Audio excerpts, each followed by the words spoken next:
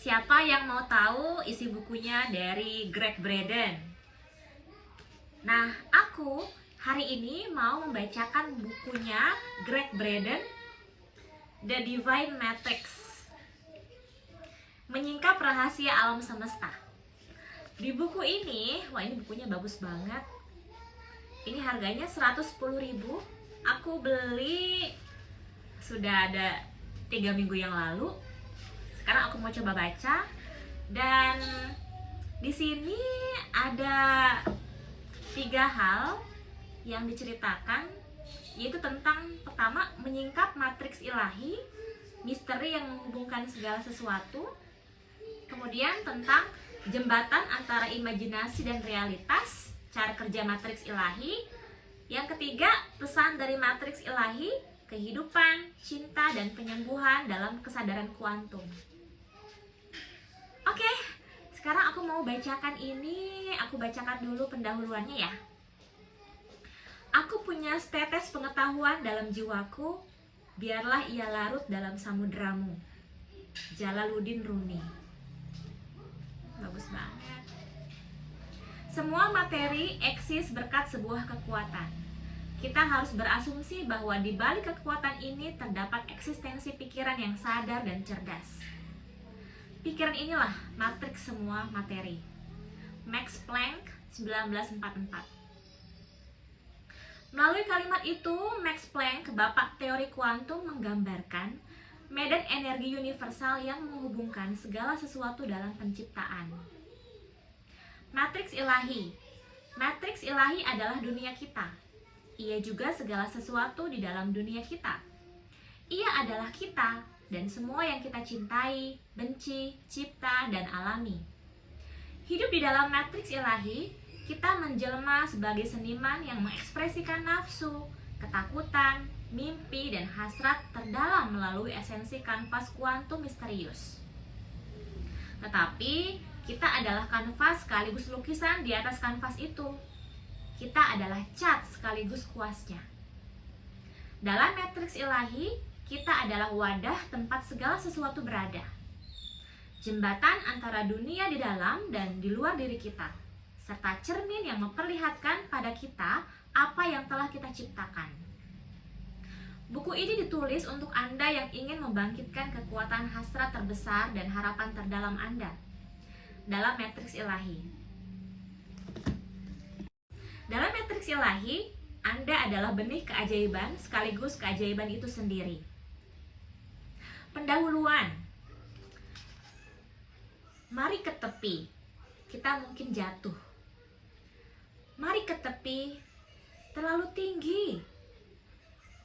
Mari ke tepi, dan mereka bergerak. Dan ia mendorong, dan mereka pun terbang. Christopher Logu.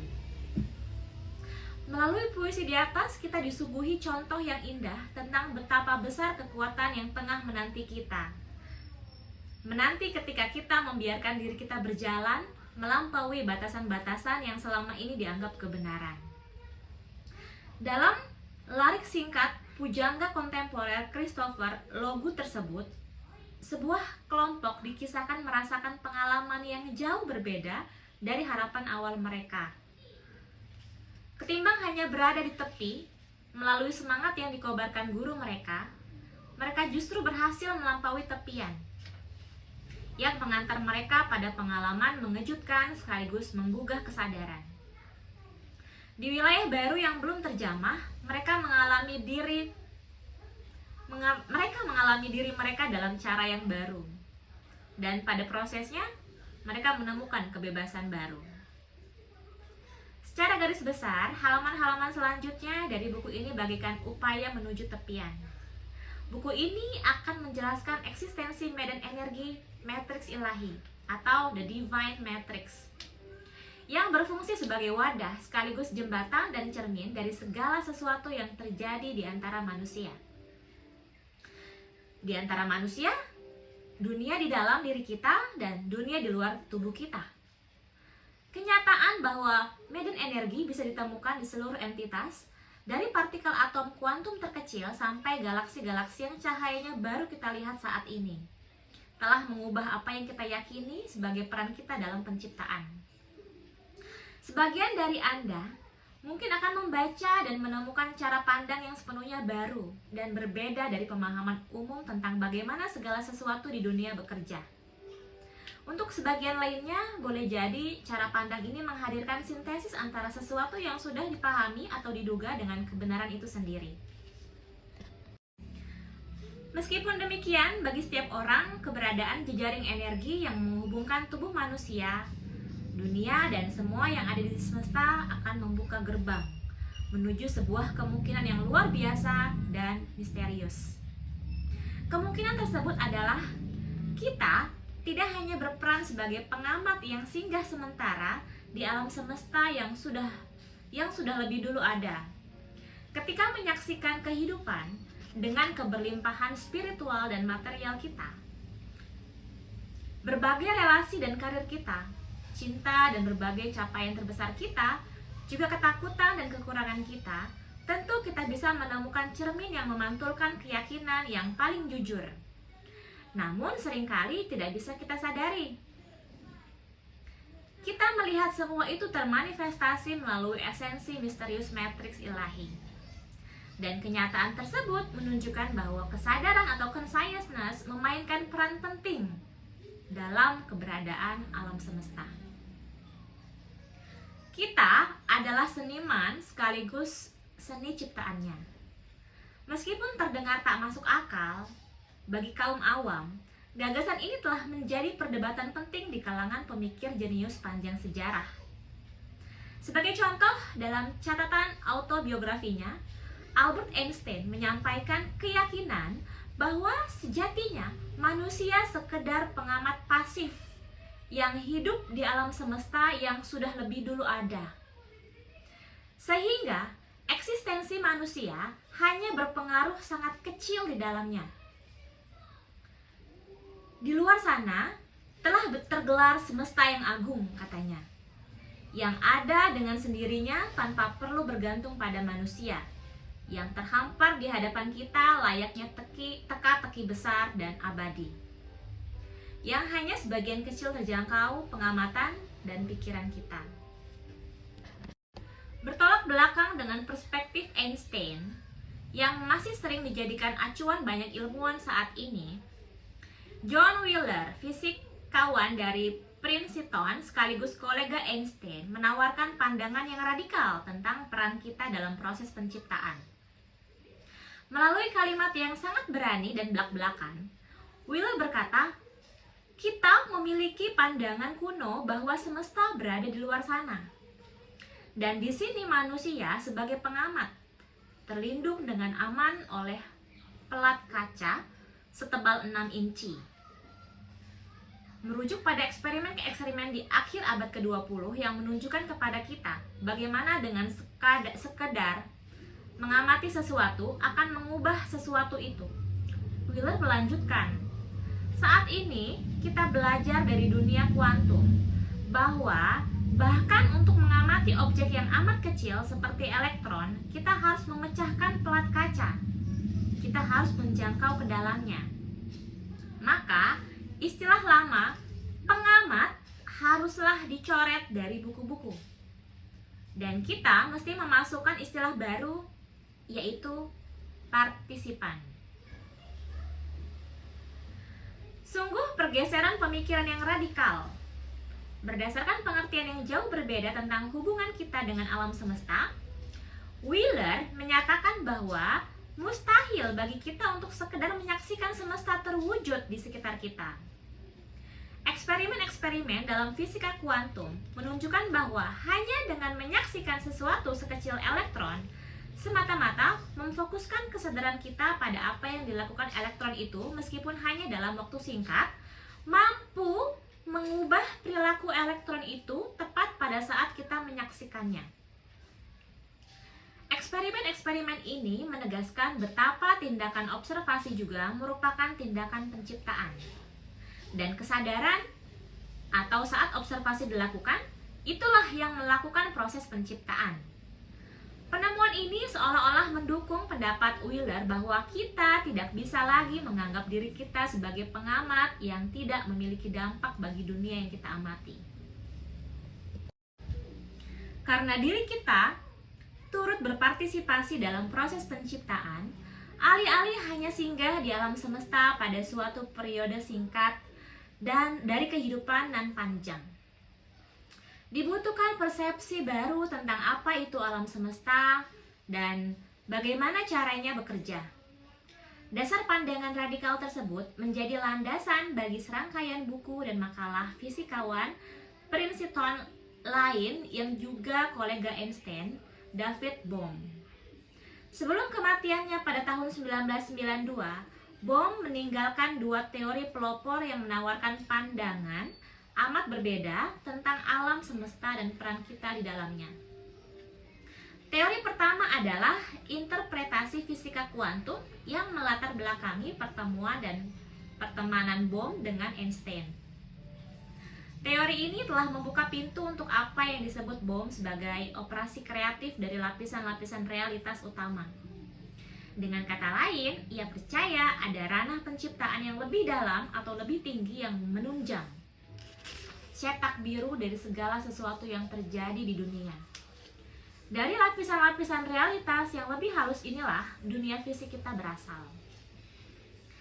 Teori kedua Bohm merupakan penjelasan tentang alam semesta sebagai satu sistem tunggal yang terkoneksi dalam cara-cara yang tidak selalu kasat mata.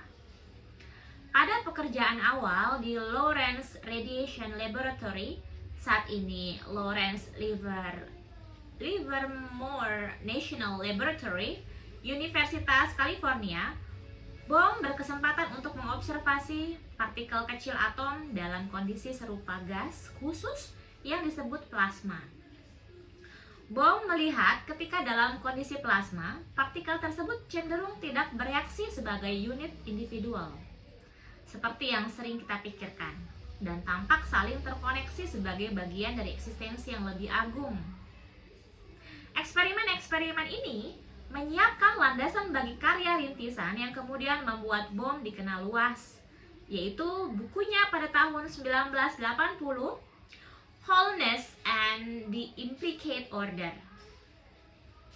Dalam buku yang mengguncang paradigma itu, Bohm memaparkan jika kita mampu melihat alam semesta dan keseluruhannya dari sudut pandang yang lebih tinggi, objek-objek di sekitar kita akan tampak sebagai proyeksi dari hal-hal yang terjadi di dunia lain yang tidak mampu kita jamah.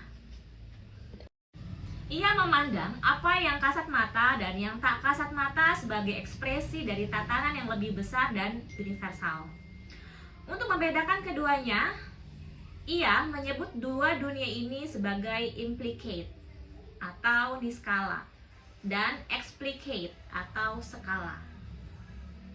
Hal-hal yang bisa kita lihat dan sentuh dan tampak terpisah di dunia kita, seperti batu, lautan, hutan, hewan, dan manusia, adalah contoh dari tatanan explicate penciptaan. Akan tetapi, seberapapun besar perbedaan yang terlihat satu sama lain, Bohm menganggap mereka terkoneksi dengan realitas yang lebih mendalam melalui cara-cara yang tidak bisa dilihat dari posisi kita dalam penciptaan. Ia memandang segala sesuatu yang tampak terpisah dari kita sebagai bagian dari kesatuan yang lebih besar, yang ia sebut tatanan implicate.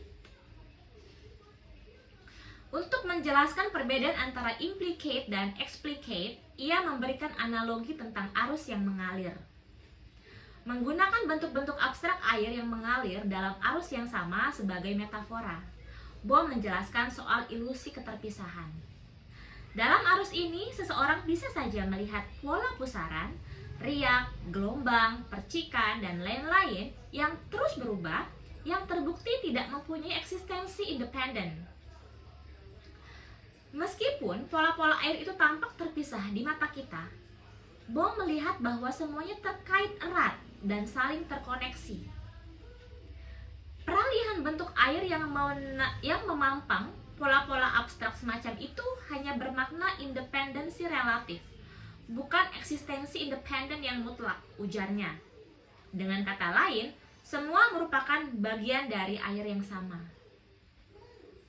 Bohm menggunakan contoh itu untuk menguraikan gagasan bahwa alam semesta beserta isinya termasuk kita sesungguhnya adalah bagian dari pola kosmik agung di mana semua porsinya dibagi secara adil oleh setiap yang lainnya. Merangkum pandangan Manunggal tentang semesta ini, Bohm hanya berujar santai. Ada baiknya wawasan baru ini disebut sebagai undivided wholeness in flowing movement atau keutuhan tak terbagi dalam gerak mengalir. Pada tahun 1970-an, Bohm mengajukan metafora yang bahkan lebih gamblang lagi untuk mendeskripsikan bagaimana semesta bisa dipahami sebagai keutuhan yang terdistribusi namun juga tak terpisahkan. Berkaca pada keterkoneksian proses penciptaan, ia semakin yakin bahwa semesta bekerja seperti hologram kosmik agung. Di dalam hologram, setiap bagian dari suatu objek juga mengandung objek tersebut secara utuh. Hanya saja dalam skala yang lebih kecil. Atau untuk Anda yang belum akrab dengan konsep hologram, penjelasan lebih detail nanti bisa dijumpai di bab keempat. Nah, berdasarkan perspektif Bohm, apa yang kita lihat sebagai dunia sejatinya adalah proyeksi dari sesuatu yang lebih nyata yang terjadi di level penciptaan yang lebih dalam. Level yang lebih dalam ini sesuatu yang asali atau yang implicate, niskala. Dalam perspektif, sebagaimana di atas, demikian pula di bawah. As above, so below. Dan sebagaimana di dalam, demikian pula di luar. As within, so without. Suatu pola terkandung di dalam pola lainnya, utuh di dalam maupun di luar dirinya, dan hanya berbeda dalam skalanya. Tubuh manusia memberi kita sampel yang indah tentang hologram, sesuatu yang tak lagi asing bagi kita. DNA dari anggota tubuh kita manapun mengandung kode genetik kita. Seluruh pola DNA, entah itu rambut, kuku, atau darah sebagai sampel. Pola genetik yang membentuk siapa kita akan selalu berada di dalam kode genetik tersebut dan selalu sama. Sebagaimana alam semesta yang selalu bergerak dari implicate atau niskala ke explicate atau skala, aliran dari yang tak kasat mata menuju yang kasat mata turut mengonstruksi arus penciptaan yang dinamis. Sifat penciptaan yang terus-menerus bergerak inilah yang terlintas dalam pikiran John Wheeler ketika mendeskripsikan semesta sebagai participatory, yang berarti tak pernah selesai dan terus-menerus merespons kesadaran. Menariknya, konsep ini sama persis dengan yang disampaikan berbagai tradisi luhur kuno mengenai bagaimana dunia kita bekerja. Mulai dari Weda India kuno, yang dipercaya beberapa peneliti berasal dari era 5000 tahun sebelum Masehi, sampai perkamen Laut Mati atau Dead Sea Scrolls yang berusia 2000 tahun. Secara umum mengindikasikan bahwa sesungguhnya dunia merupakan cermin dari hal-hal yang terjadi di tataran yang lebih tinggi atau realitas yang lebih dalam. Sebagai contoh, dalam uraian pada terjemahan terbaru, fragmen perkamen Laut Mati yang dikenal sebagai Kidung Pengorbanan Sabat atau The Songs of the Sabbath Sacrifices, penerjemahnya menyimpulkan sebagai berikut. Apa yang terjadi di bumi tidak lain adalah refleksi atau pantulan dari realitas yang lebih agung dan luhur. Teori kuantum dan teks-teks kuno mengimplikasikan bahwa di tataran yang tak kasat mata, kita menciptakan cetak biru terkait hubungan, karir, kesuksesan, dan kegagalan kita di dunia yang kasat mata. Berdasarkan perspektif ini, matriks ilahi bekerja layaknya layar kosmik raksasa yang memampukan kita melihat energi non-fisik dari emosi dan kepercayaan kita, kemarahan, kebencian, dan kegusaran, bersama dengan cinta, welas asih, dan pengertian yang terproyeksi pada kehidupan fisik. Sebagaimana layar film yang merefleksikan tanpa penilaian setiap gambar atau sosok yang difilmkan, Matriks ini bekerja menghadirkan layar dari pengalaman dan keyakinan terdalam kita agar bisa terlihat di dunia. Terkadang, secara sadar, namun lebih sering tidak sadar, kita menunjukkan keyakinan yang paling jujur tentang segala sesuatu, mulai dari ulas asih sampai pengkhianatan, melalui kualitas hubungan di sekitar kita. Dengan kata lain, kita bisa diibaratkan sebagai seniman yang mengekspresikan nafsu, ketakutan, impian, dan keinginan terdalam melalui esensi hidup dari kanvas kuantum yang misterius. Tetapi, tidak seperti kanvas pelukis konvensional yang berada di suatu tempat pada suatu waktu, kanvas kita merupakan materi yang sama dengan segala sesuatu yang ada. Ia berada di mana-mana dan senantiasa ada kapan saja. Mari kita telaah analogi keseniman dan kanvas lebih lanjut. Para seniman dipahami terpisah dari karyanya dan mereka menggunakan berbagai alat untuk menyampaikan kreasi di dalam batin melalui ekspresi di luar diri. Adapun dalam matriks ilahi, keterpisahan antara seni dan seniman menghilang. Kita adalah kanvas, sekaligus lukisan di atasnya. Kita adalah kuas pelukis, sekaligus pelukisnya. Gagasan dasar dari pemikiran bahwa kita melakukan proses penciptaan melalui ciptaan kita sendiri mengingatkan kita pada salah satu kartun Walt Disney yang lazim dijumpai di televisi hitam putih tahun 1950 dan 1960-an silam. Pertama-tama kita melihat dengan tangan seorang seniman yang tidak dikenal membuat sketsa tokoh kartun populer seperti Mickey Mouse di atas kertas gambar.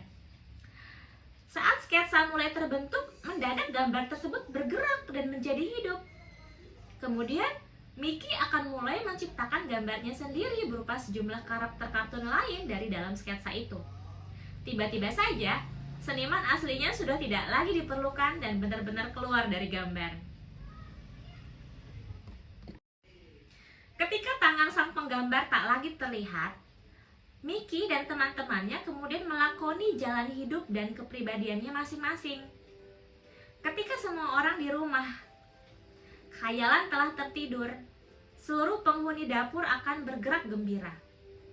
Saat mangkok gula berdansa dengan tempat garam, dan cangkir teh mengguncang tatakan mentega, karakter-karakter tersebut tidak lagi memiliki hubungan dengan senimannya. Walaupun merupakan penyederhanaan terkait dengan peran kita di dalam matriks ilahi, hal ini bisa mempermudah untuk memahami konsep yang subtil dan abstrak tentang kita sebagai pencipta yang menciptakan melalui ciptaan kita sendiri. Sebagaimana seniman memoles lukisannya sampai terasa sesuai dengan apa yang ada di pikirannya, tampaknya dalam berbagai aspek melalui matriks ilahi kita melakukan hal serupa dengan pengalaman hidup kita. Melalui palet keyakinan, penilaian, emosi, dan doa, diri kita berada dalam hubungan, pekerjaan, karir, dan situasi-situasi lainnya yang berinteraksi dengan individu-individu yang berbeda di berbagai tempat. Pada saat yang sama, individu-individu dan situasi-situasi itu seringkali terasa akrab. Baik secara individual maupun kolektif, kita berbagi penciptaan kehidupan batin kita sebagai siklus tanpa akhir dari momen yang berlapis-lapis, hari demi hari, dan seterusnya. Sungguh konsep yang indah, aneh, dan mencengangkan. Seperti seniman yang berulang-ulang menggunakan kanvas yang sama saat mencari ekspresi ide paling brilian, kita bisa menyebut diri kita seniman abadi yang menciptakan kreasi yang selalu berubah dan tak berujung. Implikasi dan keadaan di mana kita dikelilingi oleh dunia yang bisa kita bentuk sendiri sungguh luas, dahsyat, dan untuk sebagian orang mungkin sedikit menakutkan. Kemampuan kita untuk menggunakan matriks ilahi secara intens dan kreatif serta-merta memampukan kita mengubah cara pandang tentang peran kita di alam semesta. Setidaknya hal ini menunjukkan bahwa apa saja yang terjadi dalam kehidupan ini bukanlah kebetulan. Pada akhirnya, Hubungan kita dengan esensi kuantum yang menautkan kita pada segala sesuatu menumbuhkan kesadaran bahwa diri kita sendiri adalah pencipta. Dengan begitu, kita mampu mengekspresikan keinginan terdalam kita untuk kesehatan, keberlimpahan, kebahagiaan, dan kedamaian di seluruh aspek, mulai dari tubuh kita dan kehidupan sehari-hari sampai hubungan kita dengan orang lain. Dan kita mampu melakukannya secara sadar, dengan menentukan sendiri waktu dan caranya. Meskipun demikian, layaknya para murid dalam puisi Christopher Logu di atas yang perlu sedikit dorongan untuk terbang. Semua kemungkinan ini membutuhkan perubahan yang kuat terkait cara kita memaknai dunia dan diri kita sendiri. Dalam perubahan tersebut, hasrat paling rahasia, tujuan paling mulia, dan mimpi paling luhur kita serentak tampak berada dalam jangkauan. Walaupun terdengar ajaib, tetapi ketahuilah bahwa segala sesuatu bisa terjadi dalam matriks ilahi. Kuncinya bukan sekedar memahami bagaimana ia bekerja, melainkan juga kita butuh bahasa untuk mengomunikasikan keinginan-keinginan kita sehingga bisa dikenali oleh jaring energi tersebut. Tradisi-tradisi pengetahuan yang paling tua dan kaya mengingatkan kita bahwa sesungguhnya bahasa yang bisa digunakan untuk berbicara kepada matriks ilahi adalah bahasa yang tidak memiliki kata dan tidak melibatkan gerakan tubuh. Bahasa tersebut sangat sederhana. Kita menggunakannya setiap hari selama hidup kita. Itulah bahasa emosi. Sains modern mengungkapkan, melalui setiap emosi yang dialami tubuh, kita juga mengalami perubahan hal-hal kimiawi, seperti pH dan hormon, yang mencerminkan emosi kita. Melalui pengalaman-pengalaman positif seperti cinta, ulas asih, dan pengampunan, serta pengalaman-pengalaman negatif seperti kebencian, prasangka, dan kecemburuan, masing-masing dari kita memiliki kekuatan untuk mengafirmasi ataupun menyangkal eksistensi kita setiap waktu, setiap hari. Tak cukup sampai di situ, emosi yang sama yang memberikan kekuatan di dalam tubuh kita bisa membentang hingga ke dunia kuantum di luar tubuh kita. Mungkin bisa membantu bila matriks ilahi dianalogikan sebagai selimut kosmik yang bermula dan berakhir di tataran yang tidak diketahui serta mencakup segalanya. Lapisan selimut ini sangat tebal dan selalu ada dimanapun dan kapanpun. Tubuh, kehidupan, dan semua yang kita ketahui eksis dan bertempat di dalam serat-serat selimut itu. Mulai dari terciptanya diri kita di rahim ibu sampai pada pernikahan, perceraian, persahabatan, dan karir kita, semua yang dialami itu bisa diartikan sebagai kerutan-kerutan pada selimut kosmik itu. Dari perspektif kuantum, segala sesuatu, mulai dari atom, sebuah materi, sehelai rumput, hingga tubuh kita, planet, dan segala sesuatu lainnya bisa dianggap sebagai gangguan pada selimut ruang waktu yang halus ini. Barangkali bukanlah kebetulan jika sejumlah tradisi spiritual dan puisi kuno mendeskripsikan eksistensi dengan cara yang sama. Weda misalnya membicarakan mengenai medan tunggal kesadaran murni yang menyentuh dan merembesi seluruh ciptaan. Dalam tradisi ini, pikiran, rasa, emosi, dan keyakinan yang kita miliki dan semua penilaian yang dihasilkannya dipahami sebagai gangguan, interupsi di dalam medan yang seharusnya halus dan tak bergerak.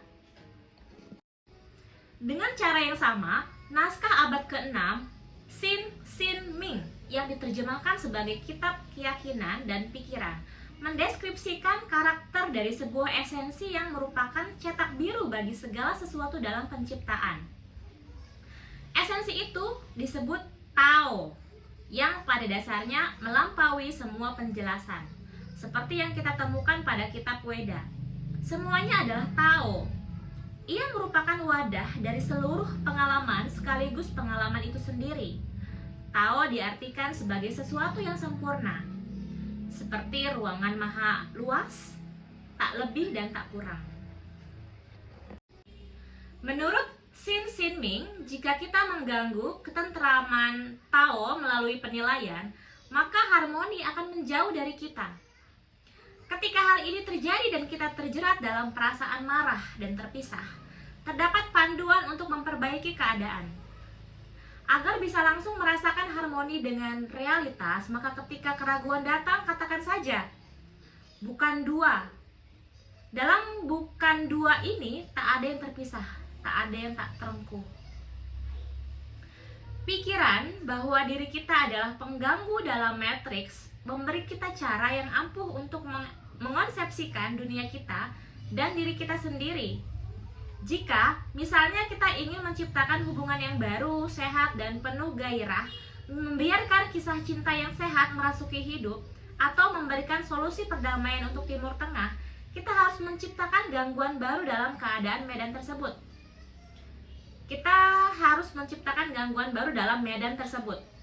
Sesuatu yang mencerminkan hasrat kita. Kita harus membuat kerutan baru pada substansi yang darinya ruang, waktu, tubuh kita, dan dunia diciptakan. Demikianlah hubungan kita dengan matriks ilahi. Kita diberi kekuatan untuk mengimajinasikan, memimpikan, dan merasakan berbagai kemungkinan kehidupan dari dalam matriks itu sendiri, sehingga ia bisa memantulkan kembali kepada kita apa yang telah kita ciptakan. Baik tradisi-tradisi kuno maupun sains modern telah menjelaskan bagaimana cermin kosmik ini bekerja. Melalui sejumlah eksperimen yang akan dibahas pada bab-bab selanjutnya, kita bahkan diperlihatkan bagaimana pantulan-pantulan cermin. Di samping studi ini bisa memecahkan beberapa misteri penciptaan, ia juga membuka gerbang untuk pertanyaan-pertanyaan yang lebih mendalam lagi tentang eksistensi kita di alam semesta. Tentu saja kita tidak mengetahui segala hal yang bisa diketahui tentang matriks ilahi.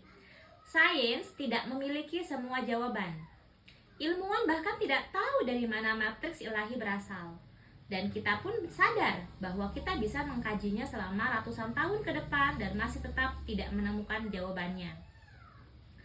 Meskipun begitu, kita tahu matriks ilahi itu eksis. Ia ada di sini. Dan kita bisa mendapatkan kekuatan kreatifnya melalui bahasa emosi kita. Kita bisa mengaplikasikan apa yang kita ketahui melalui sebuah cara yang berguna dan bermakna dalam hidup kita. Dengan melakukan itu, kita tak akan bisa menyangkal bahwa kita terkoneksi dengan segala sesuatu. Kesadaran bahwa kita terkoneksi dengan segala sesuatu akan membuat kita menyadari kekuatan besar yang terpendam dalam diri kita. Dari kekuatan yang dihasilkan oleh kesadaran ini, kita memiliki kesempatan untuk menjadi manusia yang lebih cinta damai dan penuh ulas asih. Secara aktif berusaha untuk menciptakan dunia yang mencerminkan kualitas-kualitas tersebut. Melalui matriks ilahi, kita memiliki kesempatan untuk fokus pada sifat-sifat ini dalam hidup kita. Mengaplikasikannya sebagai teknologi batin dari rasa, imajinasi, dan mimpi.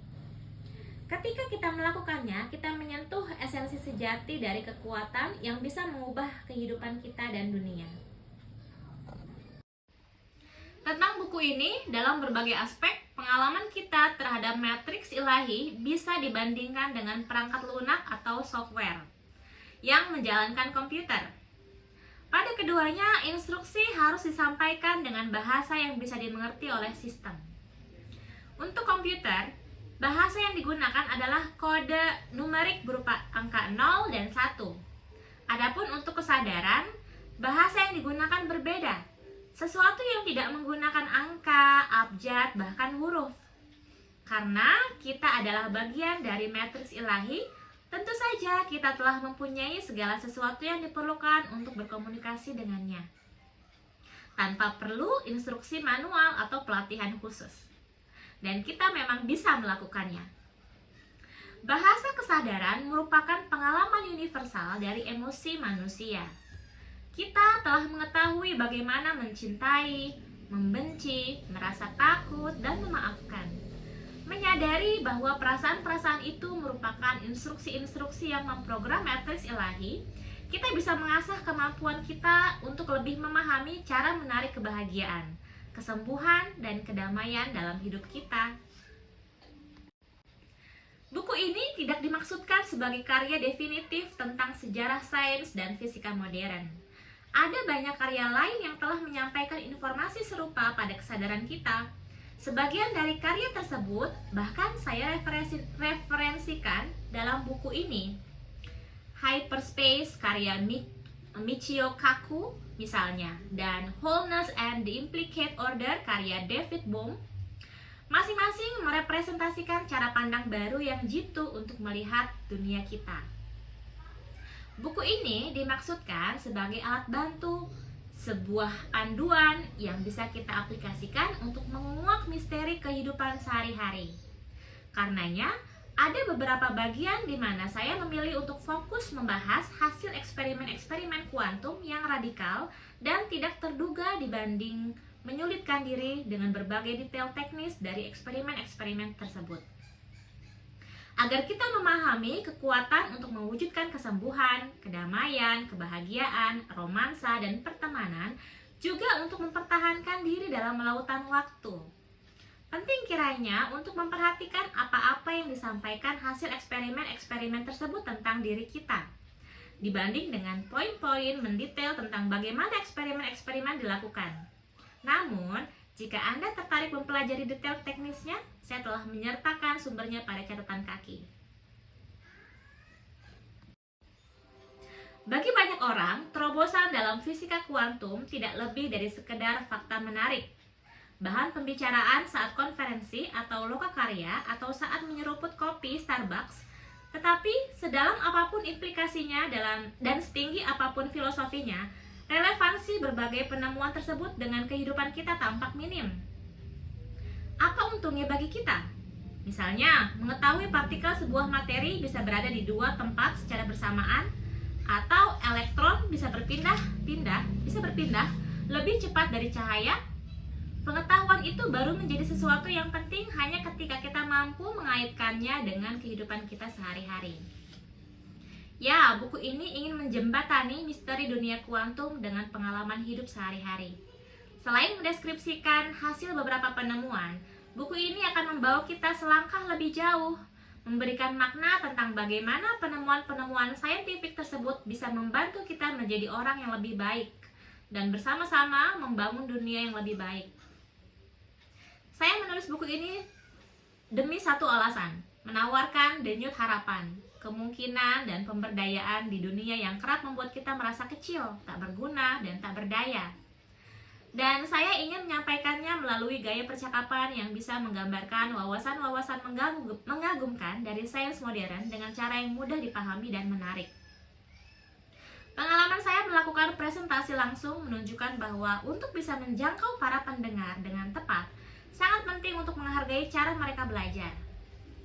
Terlepas dari apakah kita lebih condong pada otak kanan atau otak kiri, faktanya adalah kita menggunakan kedua sisi otak tersebut untuk memaknai dunia. Ketika sebagian orang lebih bertumpu pada salah satu dari keduanya, adalah penting untuk menghargai baik intuisi maupun logika kita ketika kita mengajak mereka melakukan lompatan besar terkait cara memandang dunia. Maka, The Divine Matrix ditulis dalam cara yang hampir sama dengan pembuatan kain permadani. Sepanjang halaman buku ini, saya merajut deskripsi ala otak kanan tentang hal-hal yang personal dan pengalaman langsung dengan riset dan laporan ala otak kiri yang menunjukkan kepada kita mengapa cerita-cerita itu sangat penting. Cara penyampaian informasi ini membuat data-data yang diajukan tidak terlihat seperti pada buku pelajaran. Sebagaimana semua kehidupan dibentuk dari 4 bahan dasar yang menciptakan DNA kita, alam semesta pun terdiri dari 4 karakteristik matriks ilahi yang membuat segala sesuatu bisa bekerja sebagaimana mestinya. Kunci untuk memahami kekuatan matriks berada pada kemampuan kita untuk merengkuh 4 penemuan penting yang terkoneksi dengan kehidupan kita melalui cara yang belum pernah terjadi sebelumnya. Penemuan 1. Ada medan energi yang menghubungkan semua ciptaan. Penemuan 2. Medan energi tersebut berperan sebagai wadah, jembatan, dan cermin dari keyakinan di dalam diri. Saya ulangi, penemuan kedua, Medan energi tersebut berperan sebagai wadah, jembatan, dan cermin dari keyakinan-keyakinan yang di dalam diri kita. Penemuan ketiga, medan energi tersebut non-lokal dan holografis. Setiap bagian darinya terkoneksi dengan setiap bagian lainnya, dan setiap bagian mencerminkan keseluruhan dalam skala yang lebih kecil. Penemuan 4. Kita berkomunikasi dengan medan energi tersebut melalui bahasa emosi. Kekuatan kita lah yang mengenali dan mengaplikasikan realitas-realitas itu, yang menentukan segala sesuatu mulai dari penyembuhan sampai kesuksesan, hubungan, dan karir kita. Pada akhirnya, ketahanan hidup kita sebagai spesies mungkin terkait secara langsung dengan kemampuan dan kemauan kita untuk menerapkan beberapa praktek yang lahir dari pandangan dunia kuantum ini. Untuk menguraikan konsep-konsep besar dalam The Divine Matrix, saya menuliskannya ke dalam 3 bagian. Masing-masing mengulas satu implikasi kunci dari setiap bidang. Alih-alih membuat kesimpulan formal di setiap akhir bab, saya memilih menggarisbawahi konsep-konsep penting sebagai rangkuman. Menamai konsep tersebut sebagai kunci dengan nomor berurutan seperti kunci 1, kunci 2, dan seterusnya. Untuk referensi rinci, daftar 20 kunci itu bisa dijumpai di bab 8. Selanjutnya, penjelasan singkat mengenai setiap bagian akan bisa membantu untuk menavigasi materi dan menemukan informasi yang berguna untuk segala hal, mulai dari referensi-referensi yang penting hingga inspirasi yang mendalam. Bagian 1, menyingkap matriks ilahi, misteri yang menghubungkan segala sesuatu. Mengeksplorasi pemahaman bahwa kita disatukan oleh satu medan energi yang menghubungkan segalanya. Pada bab 1, saya mendeskripsikan sebuah eksperimen yang membawa para ilmuwan kembali ke masa 100 tahun silam dalam upaya menemukan medan energi tunggal.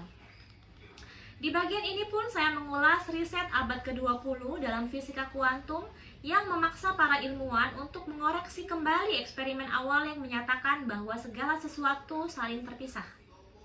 Termasuk juga 3 eksperimen representatif yang menunjukkan dokumentasi sains mutakhir terkait medan energi yang sebelumnya tidak terdeteksi. Secara singkat, penemuan ini membuktikan 1. DNA manusia memiliki efek langsung terhadap substansi yang membentuk dunia. 2. Emosi manusia memiliki efek langsung terhadap DNA yang mempengaruhi substansi yang membentuk dunia. 3. Koneksi antara emosi dan DNA melampaui batasan ruang-waktu. Efeknya akan tetap sama berapapun jaraknya. Pada akhir bab 1, barangkali akan timbul sedikit keraguan akan eksistensi matriks ilahi. Entah kita mendeskripsikannya dari perspektif spiritual ataupun sains. Cukup jelas bahwa ada sesuatu di luar sana. Sebuah medan energi yang menghubungkan semua yang kita lakukan serta semua yang kita miliki dan alami. Maka, pertanyaan logisnya adalah, apa yang harus kita lakukan dengan informasi ini? Dan bagaimana kita menggunakan matriks ilahi dalam kehidupan kita? Bagian 2. Jembatan antara imajinasi dan realitas. Cara kerja matriks ilahi membahas makna hidup di dalam semesta yang bukan sekedar terkoneksi secara terbatas, melainkan segalanya terkoneksi secara holografis. Barangkali kekuatan subtil prinsip ini merupakan salah satu penemuan terhebat ilmu fisika abad ke-20. Sekaligus penemuan yang paling sering tidak dimengerti dan diabaikan. Bagian ini sengaja dibuat non-teknis dan dirancang sebagai panduan tepat guna untuk memahami misteri dari pengalaman-pengalaman yang kita alami bersama, namun jarang kita sadari sepenuhnya. Ketika kita melihat hidup kita dengan cara pandang bahwa segala sesuatu berada di semua tempat pada saat yang bersamaan, implikasinya sangat besar. Ini disebabkan oleh koneksi universal kita yang memampukan kita untuk mendukung, berbagi, dan berpartisipasi dalam kebahagiaan dan tragedi kehidupan di mana saja dan kapan saja. Lalu, bagaimana seharusnya kita memanfaatkan kemampuan ini? Jawabannya bermula dengan pemahaman bahwa sejatinya tidak ada di sini dan di sana, atau nanti dan sekarang. Berdasarkan perspektif bahwa kehidupan sebagai hologram yang terkoneksi secara universal, di sini telah ada di sana. Dan nanti selalu berarti sekarang. Tradisi-tradisi spiritual kuno mengingatkan kita bahwa dalam setiap momen kita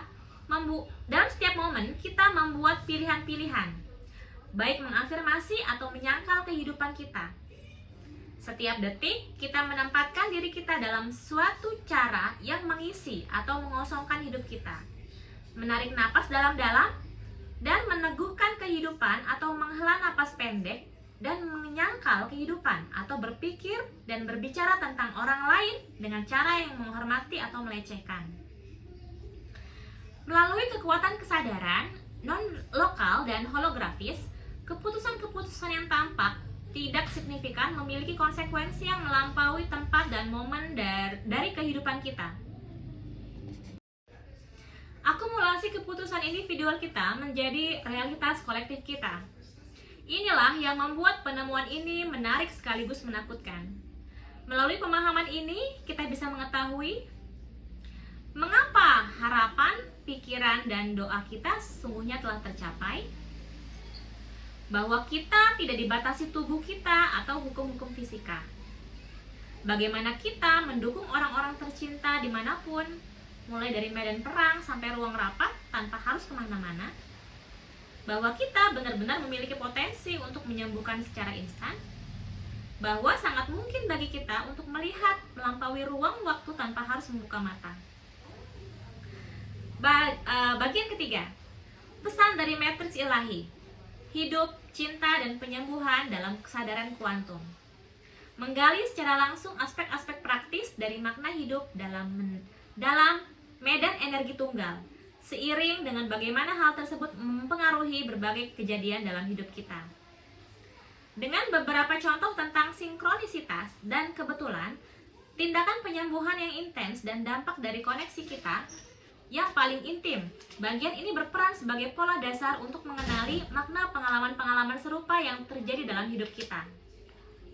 Melalui serangkaian kasus nyata, saya berbagi kekuatan, ironi, dan pemahaman yang jernih terkait bagaimana kejadian-kejadian yang sering dianggap tidak penting dalam hidup kita sesungguhnya adalah cerminan dari keyakinan-keyakinan terdalam dari diri kita sendiri. Dari beberapa contoh untuk menjelaskan koneksi ini, saya menyisipkan kisah nyata tentang bagaimana binatang peliharaan kita bisa memperlihatkan melalui tubuh mereka kondisi-kondisi fisik yang tidak kita sadari atau masih berkembang di dalam diri kita sendiri. The Divine Matrix adalah hasil penelitian selama lebih dari 20 tahun. Sekaligus perjalanan pribadi saya untuk memaknai rahasia besar yang terdapat dalam tradisi-tradisi yang paling kuno, mistis, dan kaya. Jika Anda selalu dirundung pertanyaan, apakah kita benar-benar terkoneksi? Dan jika iya, seberapa dalamkah koneksi tersebut? Dan seberapa besar kekuatan yang sebenarnya kita punya untuk mengubah dunia? Maka Anda berjodoh dengan buku ini. The Divine Matrix ditulis untuk Anda yang ingin menjembatani realitas masa lalu kita dengan harapan masa depan. Andalah yang mesti memanfaatkan dan menemukan ulas asih di dunia yang menderita karena luka, prasangka, dan ketakutan. Kunci untuk bertahan hidup di masa sekarang adalah dengan menciptakan pola pikir baru pada saat kita masih hidup dalam kondisi yang mengancam eksistensi kita. Pada akhirnya, kemampuan untuk memahami dan menerapkan hukum-hukum matriks ilahi merupakan kunci penyembuhan, kebahagiaan, dan keberlangsungan kita sebagai makhluk hidup. Gregg Braden, Santa Fe, New Mexico. Jadi teman-teman, seperti itu pendahuluan dari buku Gregg Braden, The Divine Matrix. Dan sampai ketemu di video-video berikutnya, aku mau membacakan bab pertama dan yang seterusnya. Tapi jangan lupa untuk subscribe channel Diary Fanny dan kita ketemu di video berikutnya. Bye, semoga bermanfaat. Bye.